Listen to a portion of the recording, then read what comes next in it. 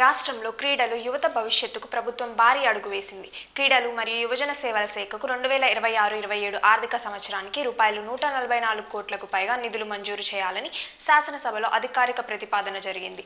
Demand number 15 కింద ఈ నిధులను క్రీడా మౌలిక వసతుల అభివృద్ధి, యువజన కార్యక్రమాల విస్తరణ, ప్రతిభావంతులైన క్రీడాకారులకు ప్రోత్సాహం కోసం వినియోగిస్తున్నట్లు క్రీడలు, యువజన సేవల శాఖ మంత్రి మండిపల్లి రాంప్రసాద్ రెడ్డి వెల్లడించారు.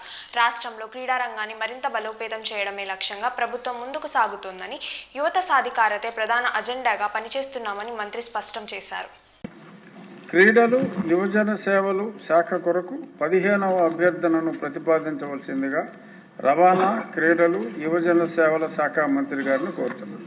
Honorable Speaker, sir, I request to move that the government be granted sum not exceeding rupees 144 crore 3,83,000 under demand number 15, Sports and Youth Affairs 26-27. Thank you, sir.